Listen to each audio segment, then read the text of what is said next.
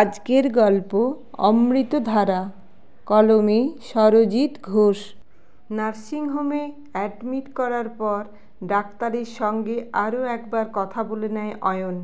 শহরের নামকরা গাইনোকোলজিস্ট পূর্বা দত্ত। অয়ন জিজ্ঞাসা করে, ম্যাডাম, তাহলে সিজার করতেই হবে, তাই তো? দেখুন, পেশেন্টের যা কন্ডিশন দেখছি তাতে সিজার ছাড়া উপায় নেই। আগামীকাল সকাল 10টায় সিজার করব।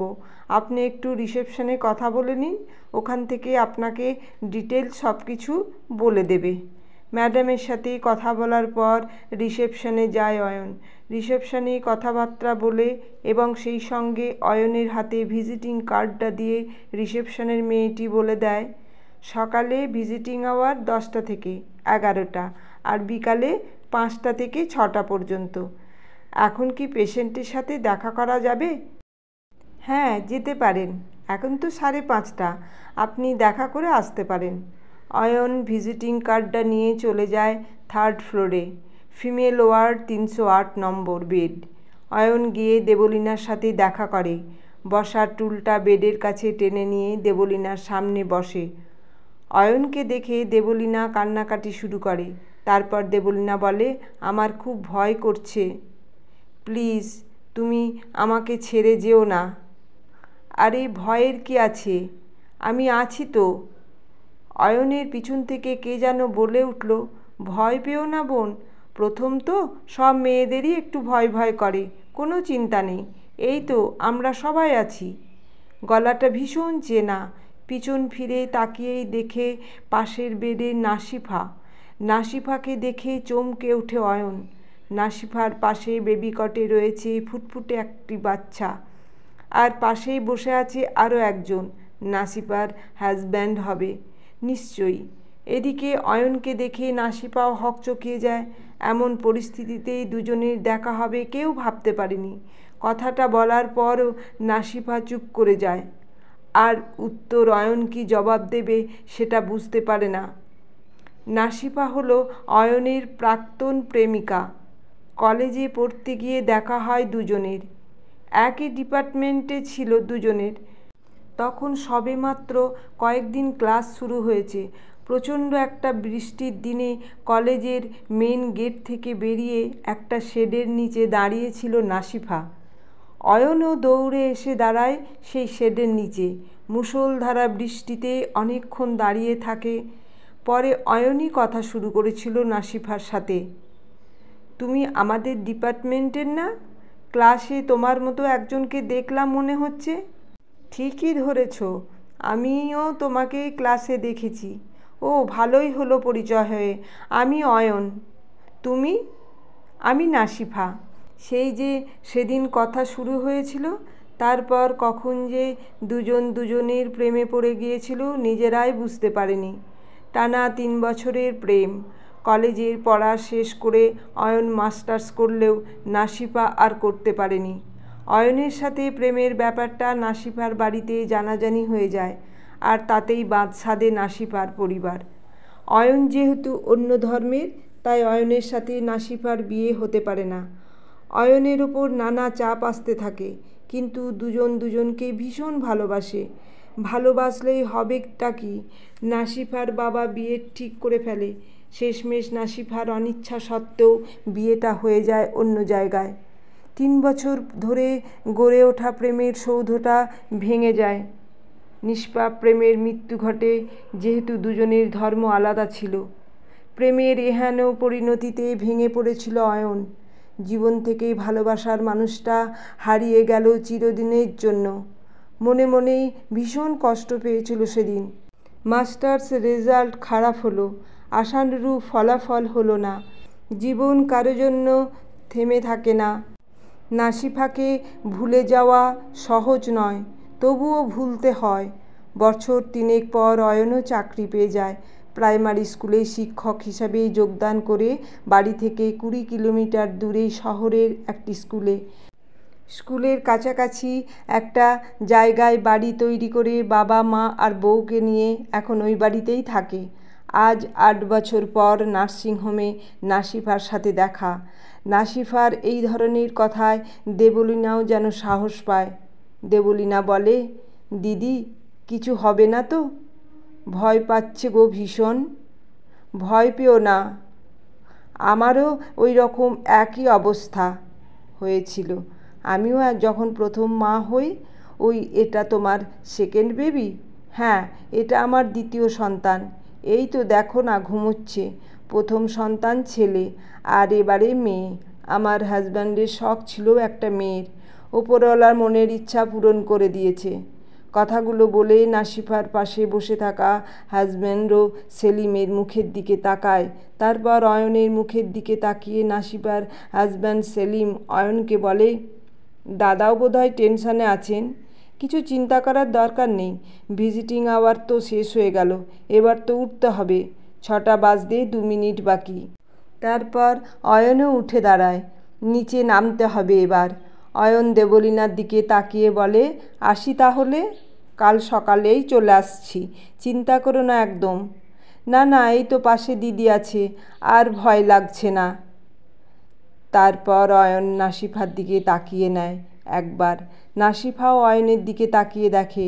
কিছু না বলার মধ্যেও যেন অনেক কথা বলা হয়ে যায়। জীবনের এমন পরিস্থিতিতে নাসিফার সঙ্গে যে আবার দেখা হবে এটাও ভাবতে পারছে না। অয়ন বেরিয়ে আসে ফিমেল ওয়ার্ড থেকে। ততক্ষণে দেবলীনাও নাসিফার সাথে কথা বলতে শুরু করে দিয়েছে।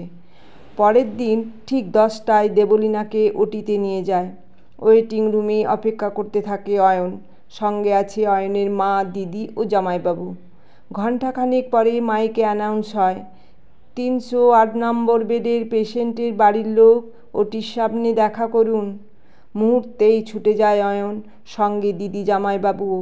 ম্যাডাম অয়নকে বলেন, দেখুন আপনার একটা ফুটফুটে ছেলে হয়েছে। ছেলেকে দেখে অয়ন ভীষণ খুশি হয়। ওটির সামনে থেকে নেমে এসে আবার নিচে অপেক্ষা করতে থাকে। এই মুহূর্তে পেশেন্ট এবং বাচ্চাকে বেডে দেবে না, তাই অপেক্ষা করতে হবে। ঘণ্টা দেড়েক পর আবার একটা অ্যানাউন্স কানে ভেসে আসে, 308 নম্বর বেডের পেশেন্টের বাড়ির লোক রিসেপশনে দেখা করুন। রিসেপশনেই দেখা করতেই অয়নকে বলে, ওপরে গিয়ে ম্যাডামের সাথে দেখা করুন। ম্যাডাম একটু কথা বলতে চায় আপনাদের সাথে।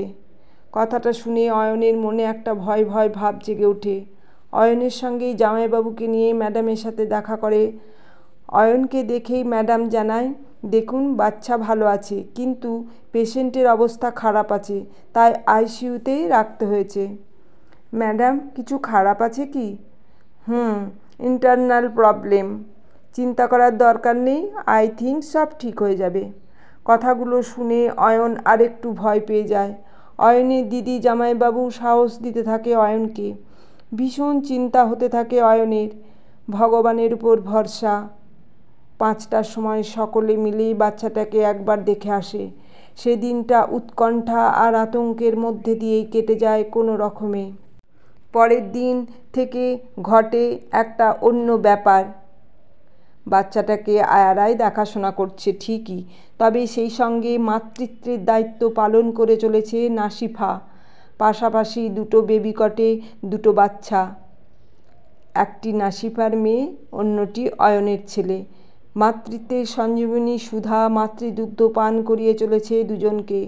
পরম মমতার এক মা 2 সন্তানকে সমান চোখে দেখে চলেছে। মায়ের যে কোনো ধর্ম নেই, মায়ের কোনো জাত নেই, মা তো মাই। এদিকে দেবলীনার আগের থেকে অনেকটা ভালো আছে। দেবলীনার অবস্থা একটু একটু করে উন্নতি হতে থাকে। ততদিনে দেবলীনার সন্তানের আর এক মা হয়ে উঠেছে নাসিফা। 2 দিন কেটে গেছে। তারপর সেদিন ভিজিটিং আওয়ারে অয়ন ছেলেকে দেখার জন্য উপরে আসে। নাসিফা বসে আছে বেডের ওপর। 2 সন্তানকে প্রহরীর ভূমিকায় দেখভাল করে চলেছে নাসিফা। 2টো বাচ্চায় 2টো বেবি কটে পাশাপাশি আছে আর তাকিয়ে তাকিয়ে দেখছে। অয়ন কি বলে যে কথা শুরু করবে বুঝতে পারছিল না। অয়ন যেতেই বরং নাসিফাই জিজ্ঞাসা করে, দেবলীনা কেমন আছে? আগের থেকে বেটার। কাল পরশু হয়তো জেনারেল বেডে দেবে। আমার তো পরশুদিন ছুটি হয়ে যাবে। পরশু সকালের মধ্যে জেনারেল বেড দিলে আমার সঙ্গে।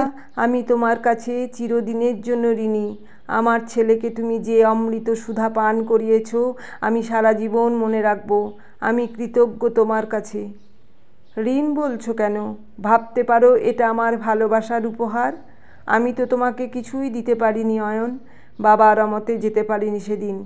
ধর্মের দোহাই দিয়েই বাবা সেদিন বিয়েটা জোর করেই দিয়েছিল। স্বার্থপরের মতো আমি তোমাকে ছেড়ে চলে গিয়েছিলাম। আমি সেদিন নিরুপায় ছিলাম। তবে সেই জাত পাত ধর্মকে দূরে সরাতে পেরেছি আজ। নিজের ছেলেকে একবার কোলে নাও।